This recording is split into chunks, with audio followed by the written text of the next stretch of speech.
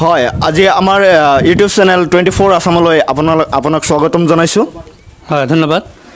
তো আজি কালি দেখা গ'ল যে আমাৰ বিধানসভাত গো সুৰক্ষা আইন গৃহীত হ'ল আৰু ইয়াৰ ওপৰত আপোনাৰ প্ৰতিক্ৰিয়া জানিব বিচাৰিছোঁ।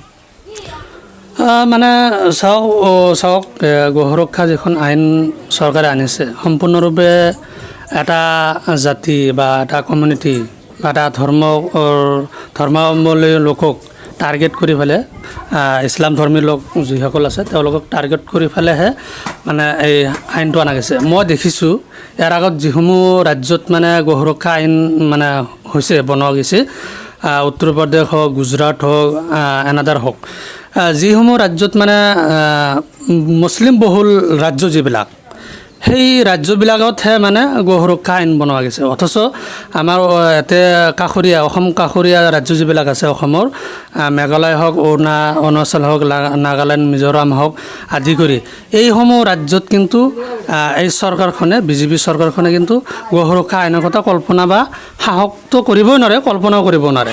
গতিকে এটা সম্পূৰ্ণৰূপে মুছলমান জাতিক মানে আঘাত সানি যে ভাল পায় বিজেপিয়ে বা RSSে, মুছলমান মানুহক যে শাস্তি দি পেলাই ভাল পায়, তাৰ এইটো এটা মানে প্ৰক্ৰিয়া যে মুছলমানক টাৰ্গেট কৰি পেলাই মুছলমানক এটা আঘাত দিবৰ কাৰণে এই গো সুৰক্ষা আইনটো অনা গৈছে।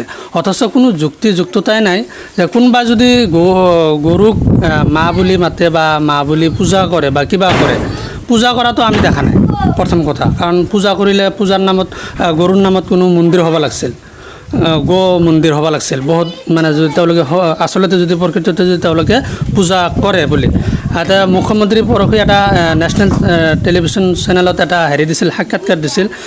তাত তেওঁ কৈছে যে প্ৰত্যেক 5 কিলোমিটাৰৰ মানে অন্তৰত মানে ভিতৰত মন্দিৰ এখন মানে গঢ়িব লাগে। তেওঁৰ উদ্দেশ্য আছিল যে যাতে কৰি গো সুৰক্ষা পায় বা গো হত্যা বন্ধ হয়। তো মই ক'ব বিচাৰিছোঁ যে আজি হয়তো যিবিলাক অসমৰ 5 কিলোমিটাৰ যিবিলাক মন্দিৰ আছে, যিবিলাক মন্দিৰৰ 5 কিলোমিটাৰ এৰিয়াত মানে গো হত্যা কৰিব নোৱাৰিব বুলি কোৱা হৈছে আইন বিধেয়কখনত। গতিকে এই যে বিধেয়কখনত কোৱা হৈছে কি মন্দিৰ বুলি ক'ব, যিবিলাক মন্দিৰ হয়তো আমি আগত দেখি আহিছোঁ পূজা কৰে বা দেৱী দেৱতাৰ মন্দিৰ হয়, কিন্তু তাৰ কাৰণেতো মই ক'ব গ'লে মই কওঁ যে তাৰ কাৰণে গৰু মন্দিৰ বনাব লাগিব। যে গৰু মন্দিৰ বনাই পেলাই তাক ক'ব লাগিব যে গৰু মন্দিৰ আশে পাশে 5 কিলোমিটাৰ এৰিয়াত কোনো ধৰণৰ গো হত্যা নিষেধ হ'ব লাগে, বন্ধ হ'ব লাগে। তো এনেধৰণৰ ক'ব। তাৰ কাৰণে প্ৰথমতে গৰুৰ কাৰণে মন্দিৰ বনাব লাগিব, গৰুক পূজা কৰিব লাগিব। আৰু গৰু যদি কোনোবা যদি মানে ইমান যত্ন যদি কৰিব পাৰে, মাৰ দৰে যদি যত্ন কৰিব পাৰে, আমাৰ মানে ক'বলগীয়া একো নাই বা আমাৰ কোনো অসুবিধা নাই। মাক বিছানা পাৰি দিয়ক ৰাতি শুবৰ কাৰণে, তাৰ কাৰণে গোহালি নহয়, যদি মা হয়। কিছুমানেতো কৈ দিয়ে, মানে বিজেপিৰ কিছুমান নেতা এনেকুৱা কৈ দিয়ে যে মাতকৈ ডাঙৰ বস্তু হ'ল গৰু। মানে মায়েতো হয়তো 2 বছৰ বা 3 বছৰ মানে গাখীৰ খুৱায় সৰু বাচ্চাকেইটাক, কিন্তু গৰুৱে বহুত দিন গাখীৰ দিয়ে বা গাখীৰ খোৱা যায়। গতিকে সেই ধৰণৰ যদি হয়, যে মাক যদি ফুলৰ বিচনা দিয়া যায়, পিছে গৰুক কি দিব লাগিব? গৰুটো গোহালিৰ ঠাই নহয়, ডাঙৰ ঘৰত যিটো ঘৰত আমি থাকোঁ সেই ঘৰত মানে জেগা দিব লাগিব। মোৰ মতে মই যিটো ভাবোঁ বা মই সেই মানে প্ৰতি উত্তৰত কথাটো এইটো আহে। দ্বিতীয় কথা হ'ল যে গো সুৰক্ষা বিধেয়কখনত মানে যিটো কোৱা হৈছে যে গীৰ্জা মন্দিৰ আদি কৰি এইবিলাক এৰিয়াত মানে খাব নোৱাৰিব। এতিয়া অসম চৰকাৰে ক'ব লাগিছিল, প্ৰথম কথা হ'ল যে অসম চৰকাৰে ডাইৰেক্ট কৰি আইনটো বনাব লাগিছিল যে গো হত্যা বন্ধ, সম্পূৰ্ণৰূপে বন্ধ। এইটো সাহস অসম চৰকাৰে বা মুখ্যমন্ত্ৰীয়ে কিয় কৰা নাই? ডাইৰেক্টলি বন্ধ কিয় কৰা নাই?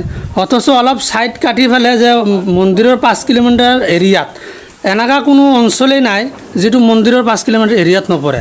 অসমত এনেকুৱা মুছলিম এৰিয়া বহুত কম আছে।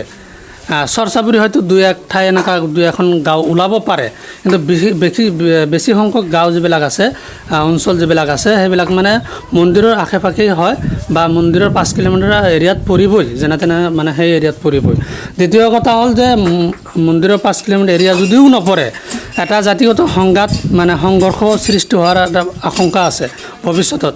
তাৰমানে কোনোবা যদি 5 কিলোমিটাৰ এৰিয়া দূৰত্বতো হয়, গৰু যদি হালাল কৰে বা গৰু কাটে বা গৰু ভক্ষণ কৰে, কিন্তু যিবিলাক দুষ্কৃতিকাৰী আছে, মব লিচিং কৰা যিবিলাক মানুহ আছে, তেওঁলোকে কৈ দিব কি যে নহয় এইটো 5 কিলোমিটাৰ এৰিয়াত পৰে।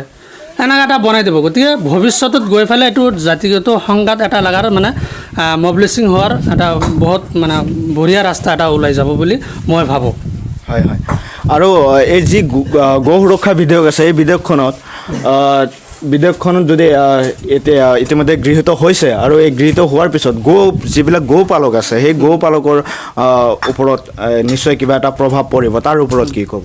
নাই, গো পালক যিবিলাক বৰ্তমানতো মানুহে ভাবি আছে কি আমি আৰু গো পুহি লাভ নাই, গৰু পুহি লাভ নাই, কাৰণ আমি যদি গৰু পুহোঁ আমাৰ হৈ নাথাকে, এইটো মানে কাৰোবাৰ হৈ থাকিব, বা গৌশালাৰ নামত হ'ব বা RSS বজৰং দলৰ নামত হ'ব, তেওঁলোকৰ নামতহে হ'ব। গতিকে আমি গৰু পুহি কি লাভ আছে?